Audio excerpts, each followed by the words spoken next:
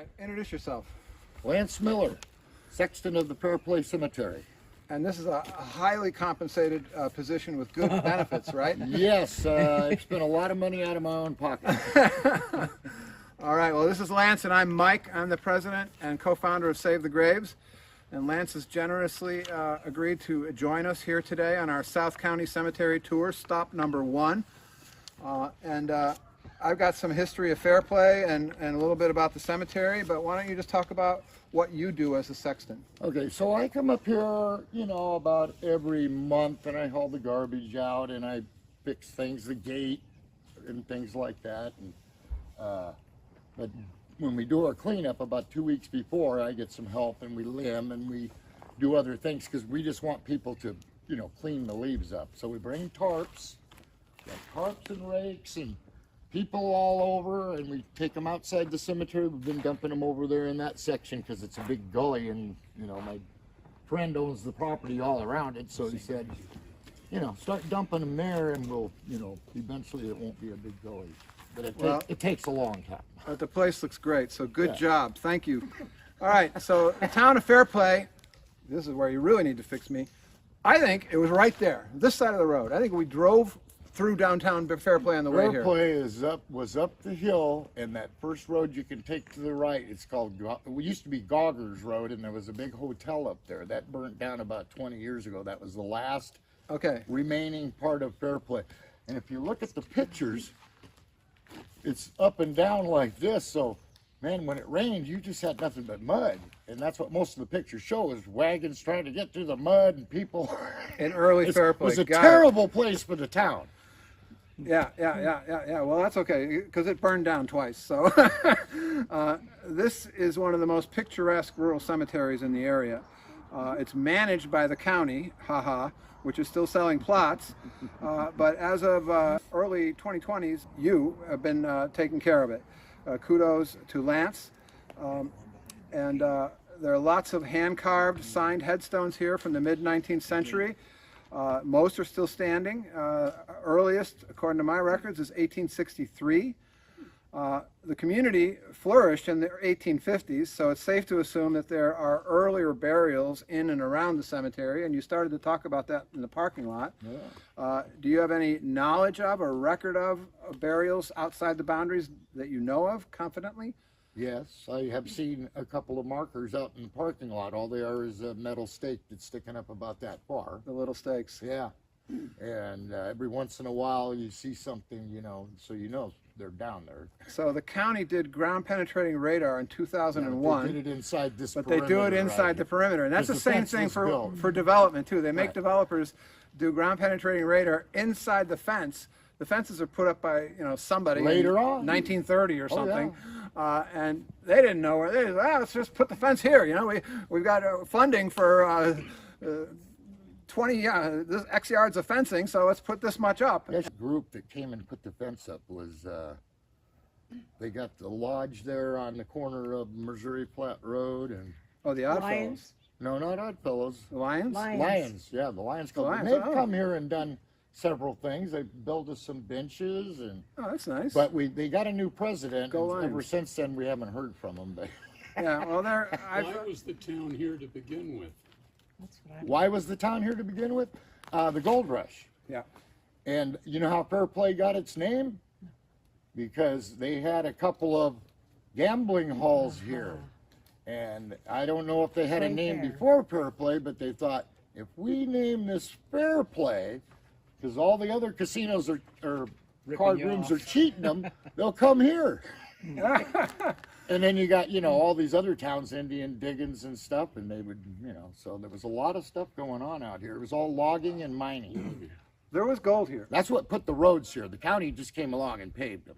Both Fairplay and Indian Diggins that we'll visit next, all these immigrants, they heard about gold on the ground that you could pick up. Oh, yeah. And they dedicated their lives to getting here to do that. And, almost all of them were vastly disappointed. But in these areas, early on, there was a lot of success just scooping gold out of the streams and more or less off the surface. Well, whoever got here first is who got the gold, because, pretty soon, it's harder and harder to get it. Yeah. You so- probably could walk into a river and pick up the gold, you know? Yeah, especially in Indian Diggings because it's so way out in the woods. But the next thing that happens is a whole ditch industry launches because you've got to have water to wash the gold. And so these big ditch companies form, and they're because if you're not right by the stream, you got to have the water. And so all these ditch companies form, and there's a whole history of that. That's interesting. They were financed. People made and lost fortunes with these companies because it's hard. Look at this terrain. You're going to try to build something that's exactly, 2 degrees downhill or something over miles and miles of this. They did it. Yeah. So, but what happened was they did it so well that when the gold played out, they laid the groundwork for agriculture because now there's water. Because as we know, it doesn't rain in the summer around here. So the soil here was really good. It's well drained, it's fertile, and agriculture took off, and also timber was a main economic driver in this area. The gold deposits here are part of a tertiary gravel channel that extends from Slug Gulch all the way up here. Now, the tertiary gravel channels, those are the ancient stream beds. And the older the ancient stream bed, the more gold typically is in them. Well, and since no water's flowing through there, nobody's looking for gold there. Yeah, There's still gold there. But you often have You have to have water. and you got to dig to get at that Oh, gravel. yeah. So it can be quite a while underground. Notable mines in the area: Slug Gulch, Fairplay Mine, Uncle Sam, 2 miles south. And Uno, 3 miles south, near the ghost town of Uno. Yeah. Well, in Slug Gulch again, they got their name Slug Gulch because the gold there was like a lead from a bullet. Wow. Not a slug, not a crawl on the ground, but a bullet. That's the size.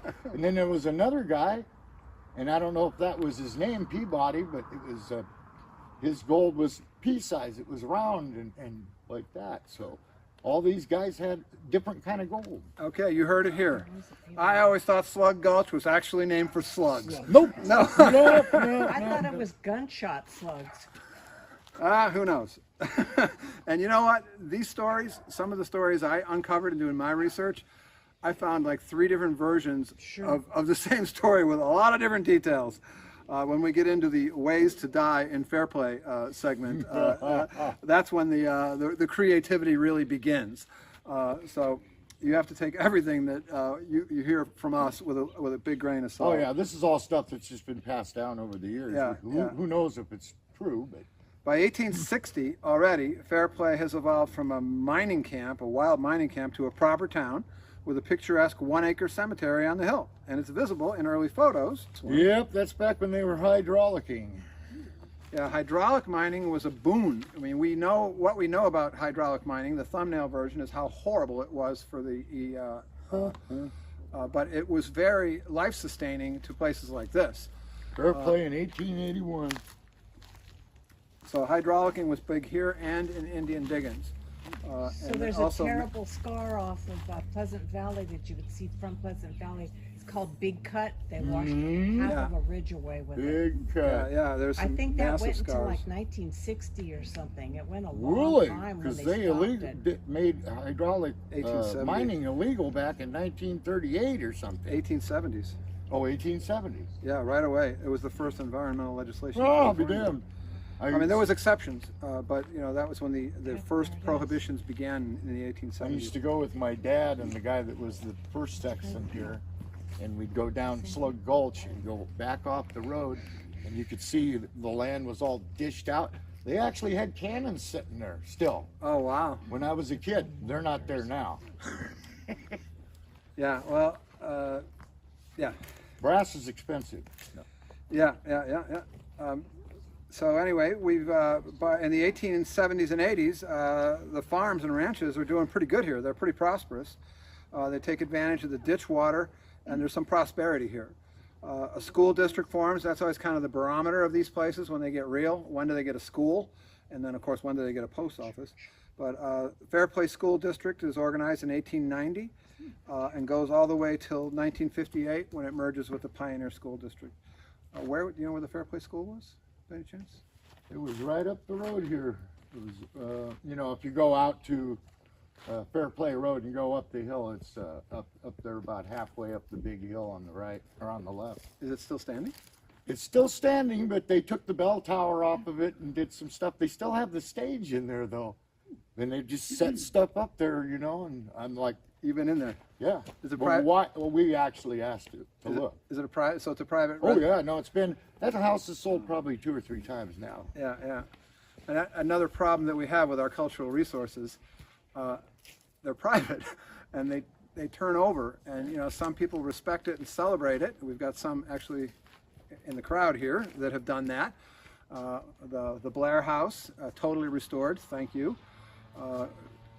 Garden Valley Cemetery, which was destroyed. He's dying to do something with that right here. But in the case of cemeteries, it's kind of weird because if they would have just made it a separate parcel, if they would have split it, then the cemetery could be divvied off and given to or sold to a land trust or a nonprofit or somebody that likes cemeteries. But instead, it's just these places are part of residential parcels, and we're just they're subject to the whims of the owner to a great degree. Every foothill town fell victim to fire eventually. It was inescapable. But Fairplay weirdly held out all the way until 1944.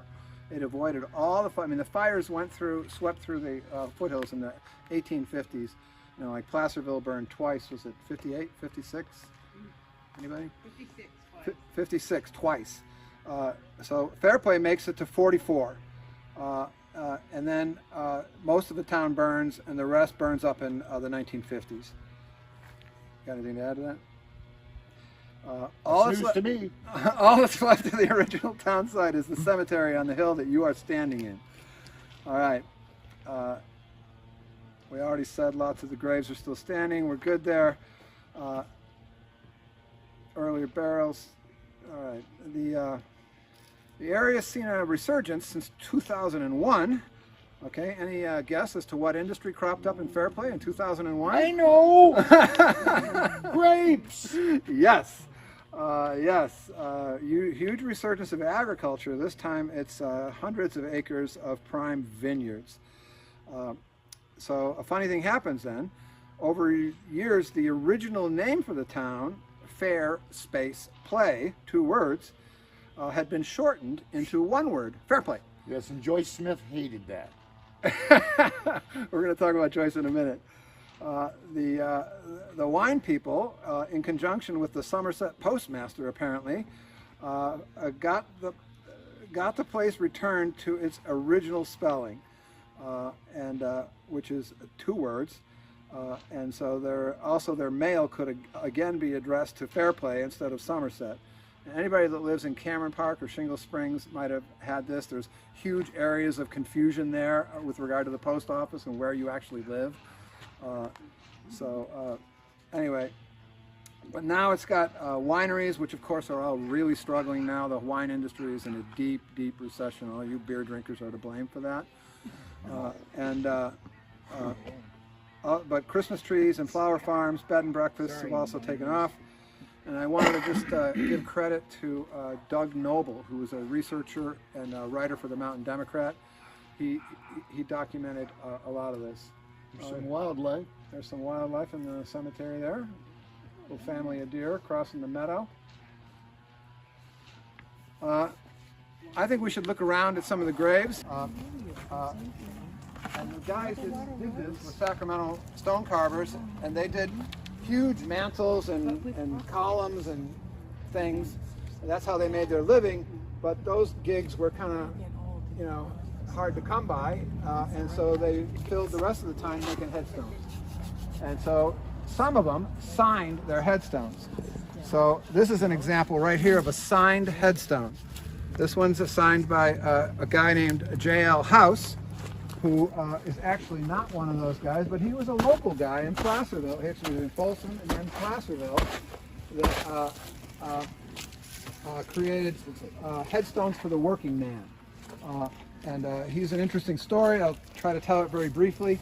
He had a long career as a stone carver in Folsom, and they had a horrible desecration of some of their historic graveyards there, and somebody blamed him because he'd benefit from the repair of the graveyards. And this was he's a stone carver. It's a very much a personal reputation industry, and he feels his reputation is destroyed. The constable withdraws the charges 3 weeks later because there's absolutely no evidence that he would do this, and he nonetheless is so pissed off that he leaves Folsom and moves to Placerville, where he's actually buried. So Folsom's lost, Placerville's gain, J.L. House, and he has signed some beautiful but not terribly ornate headstones all over the county. Josiah Gamblin. He was a one-armed man who paid his debts.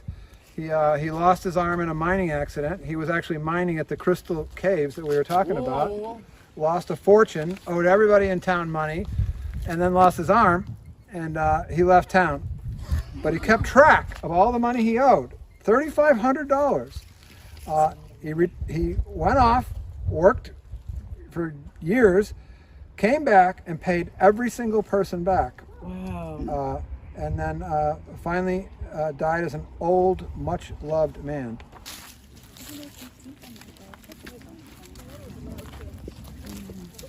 There's another one. This guy's Aitken, Andrew Aitken. Interesting. Early on, Aitken was here. Had an interesting deformity. Had 2 thumbs on one hand. Whoa! And here's somebody, but we don't know who. Oh, that's sad. There's a lot of them. Yeah. Did any old plot maps survive? Unfortunately, there was a book that had everything in it and stuff, and it got turned over to the county, and they lost it, and we have lost all that history. I don't know if it burned up in a fire or whatever it was. You might find it. Okay, so right now there's a project underway by the lady under my right arm who is digging through the bowels of the museum and finding all sorts of previously lost artifacts. So it ended up there. We don't know. If it ended up at the courthouse in 1911, it probably went up in smoke. But we'll keep an eye out for it now that we know When that. was the last time that courthouse burnt down? That was in the 80s or something, right? 1911. No, it didn't burn since it burned. It's where the current courthouse is where it was. That and the Oddfellows burned in 1911. Because I heard something burn up in there, and they had taken all the stuff and thrown it in the dumpster, and people from the museum heard about it and went down there and got a lot of that stuff. Other people got it and sold it. Really? Figured. So if the courthouse didn't burn down, how come the records got thrown out? That was 1911. That was when in that happened. 1911, huh? Here you see a headstone repair. It's holding up. That's good. This is a lot of what Save the Graves does. This is the people on the East Coast that take their cemeteries way more seriously than we do, have developed techniques and very fancy specialized epoxies for this work that are good. A lot of the DIY repairs don't last. Marble especially is it's kind of unforgiving. It's not a hard stone. It ages, it softens, it soaks up moisture, it moves. It's actually difficult, but it got popular in the mid-19th century, and it was the thing to have.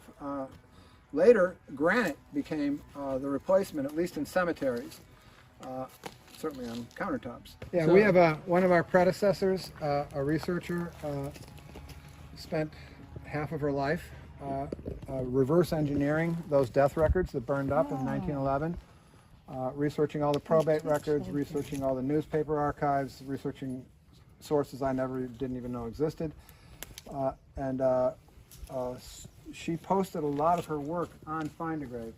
Do you guys know what Find a Grave is? Yes. Yes. Okay. Find a Grave. Is she's it on the posted- website? Yes. It's on a website called Find a Grave, and you can search it. Well, I'll look And at she's it. put them 10 in, billion like, graves. so there's several in Fairplay, and she tells you right there, there's no headstone, this person's probably here, I can't guarantee it. Right. Which, since she did all this work, it's like a good place to put it, I think. Yep, there's some old ones in here.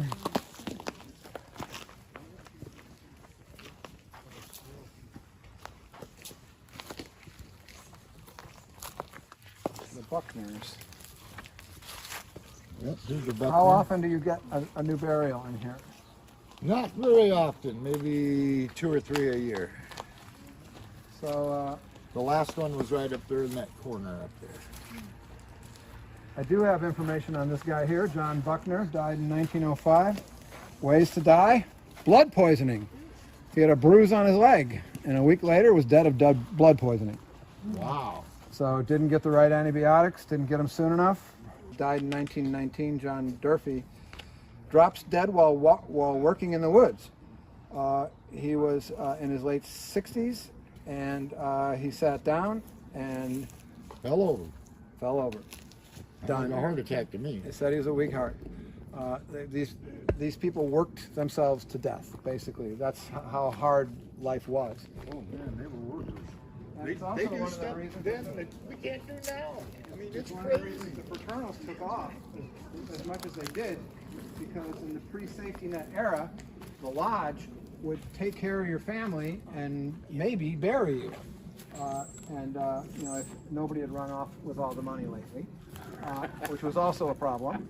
But the Woodsman of the World was famously not much of a fraternal at all, but the timber industry was just so damn dangerous that it was basically just a pre-insurance company. And of course the problem was that that's what I said was exactly what happened. Somebody ran off with the money. And then you've got the new reformed Woodsman of the World, and they live on today as an insurance company.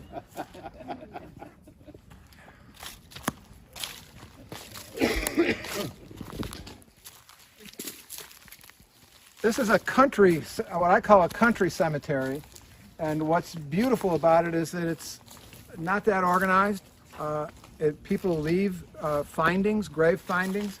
The family leaves things that were important to the person on the grave site. That's a practice that the Hispanic culture does a lot more than others. But if you go to El Dorado Cemetery, there are graves with hundreds and hundreds of items on them, very carefully placed. It's not just like they just throw stuff there and forget about it. They also sit with their family a lot. Unfortunately, if you didn't concrete them in up here, because of the trailer parks down there, you had kids up here taking everything you put on the grave. I put coins down on my mom's grave all the year that she passed away. And So what's going on here, Lance? well, if you look at this grave here, you can tell what this woman did. She was a teacher. Now, where's the apple? I thought there was an apple. Up here. Oh. It's a marble apple. Yeah. Okay, and there's a bell. She like needlepoint. And then she was a knitter, she was a gardener, she was a baker. You could do worse. Homemaker. Yeah. Ironing. Aha, Vermont. So maybe that's where they came from. Now her husband, he must have been an electrician. And there's a pitchfork, so he was a worker too. He was a lineman. Lineman. Was she a teacher in Fairplay? I don't know that. I'm just assuming that she was a teacher because of what I see there, but I don't know for sure. That's a railroad tie. You had to wait for Yeah, no, he was a Have fabricator you ever seen one because of these he's. before? No, those, no, just here. windows. I've known it was here for a Oh, while, yeah. but I think it's very cool. I like it a lot. Save the Graves has never been about paranormal stuff or ghost stories, but you're going to hear a ghost story on stage 3 on October 18th. Because the people that bought the property where the goat doctor is buried are having some really weird shit happen. So we're going to get ghost stories, and they are really credible people. So anyway, we'll tell the goat doctor story, and then we'll get some personal experiences from what it's like to have his grave in your backyard. So, if you want to hear some stories, you just go down and talk to those guys in the trailer court down there. Yeah? They've all got stories. About Oh, they all lighted up this way. And this guy that lives on the other side of the cemetery, you can't believe how many lights he's got. I mean, it's crazy. Are they worried about crazy people coming from the cemetery or ghosts? I think it's ghosts. The last sextant that was here, I took a picture of her right outside those gates. Went down and got them developed. And when the picture showed up, she had wings. Now, they weren't like little wings. These were big, big things. You're like, where'd that come from? You go down here and you go up to the right, and then you go. This is an early restoration practice. You go down Put it in that concrete. bar and you go down to the Not bottom. approved anymore at all because the concrete and the limestone don't agree with each other. They move differently. Although I got to say that a lot of the ones that were done around here seem to be holding up okay. There wasn't any other alternatives at the time. I like that idea. The guy that did it chose the really historic ones. They're often signed, but maybe under there someplace. This has got this is a fairly rare Victorian symbol, the clump of wheat, which is about community and togetherness. Fairly unusual. Looks like it used to stand right here, but after it fell over, somebody did a concrete thing or something. Yeah, the county actually hired Bob, I can almost remember his name. He got a contract to do a couple hundred around the county, and the county was taking more responsibility for all these cemeteries.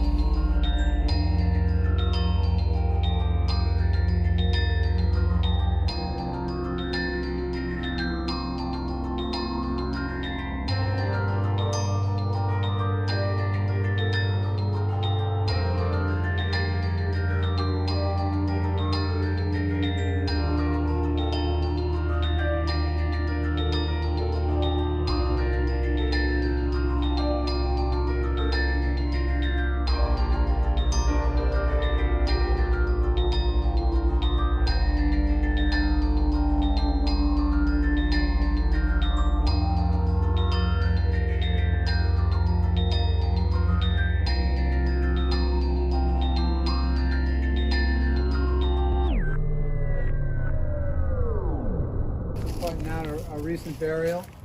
This is a mounding practice because eventually all coffins collapse. And so when it collapses, if you do this right, it stays fairly level. But they didn't used to do this in old cemeteries. So old cemeteries, you see these coffin-sized depressions. So this one here, I guess because the water rolls down here and the road, it all sunk in, and this thing was almost buried. One corner was way down, and so I got some dirt and filled it in, but it looks like it needs some more work now. Gravel. Yeah, it's a road base. Yeah. Is the best stuff. Yeah. So drainage is the two problems in old cemeteries. Natural problems are trees. Trees fall on the old headstones, and drainage.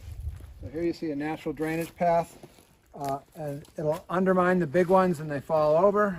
How about ground squirrels? Ground squirrels are a nightmare. Here's ground squirrels. Well, and the other thing that happens, you'll see a round depression, and it's where there was a tree, and it got cut down, and the stump finally rotted out. And so there'll be and you might be walking along when you find out, because it'll go, whoa. Yeah, and in Grizzly Flats, it burned so hot that it burned the stumps and the roots. And so there's these big depressions where the stumps basically kept burning for weeks after the fire was out until there was nothing but ash. So when I first came to Fairplay many years ago, there was a little bitty hardware store right at the intersection of Fairplay and Perry Creek, opposite from where that restaurant is. And I went in there, and it was a general store. It was an old-time country general store. You could get a candy bar. And actually, we're going to one right now in Omo Ranch. But you can get a candy bar, you can get a pair of pliers, you can get some screws. And here was this neat old lady that seemed to know everything about Fairplay, just sitting there waiting for me to walk in and talk to her. And she passed about, what, 5 years ago? Yeah, about five or six.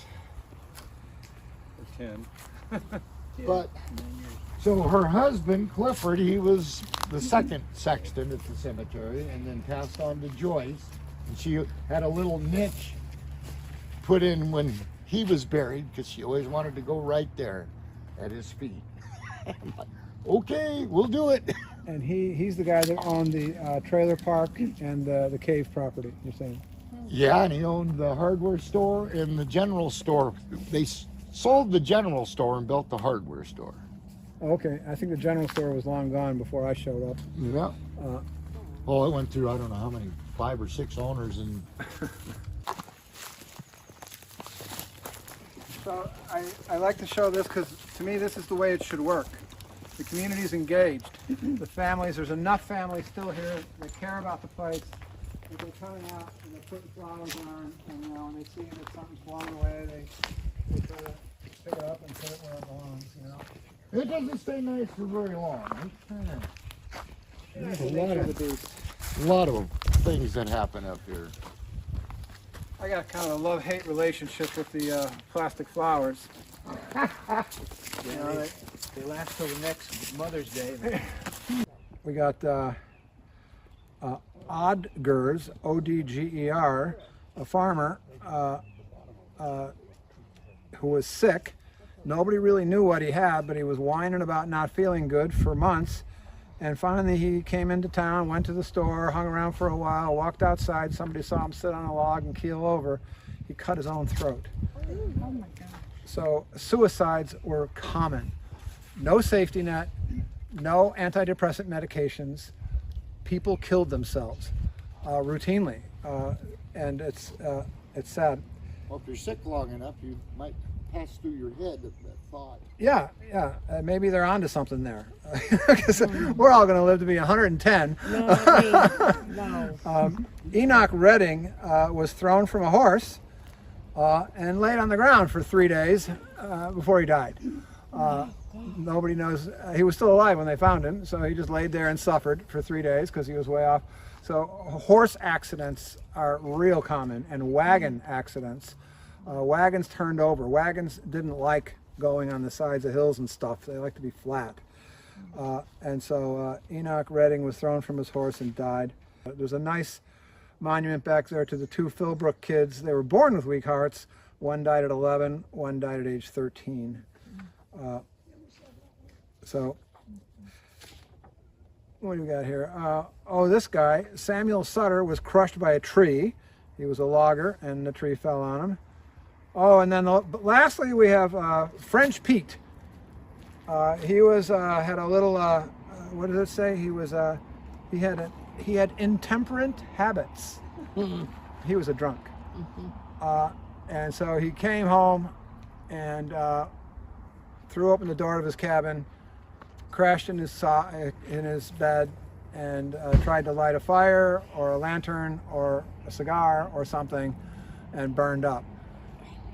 Sadly, he left the door open, so when his friends saw this fire, they ran to try to save him, but it was too hot. They just watched him burn up on his cot, unconscious, in his cabin through the open door.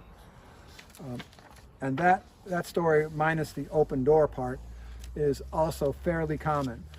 These old guys got to drinking, and they lived by themselves, and everything was fire, you know, heat, cooking, everything. And they all smoked, and they burned themselves up all the time.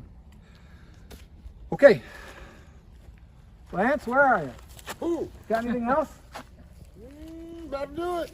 How about a hand for Lance? Thank you. Thank you, man. Hey, well, I get to go on the tour too, don't I? Yeah. So we're at a time right now in history when there are people around that remember these things, and it would be great to get more out of them.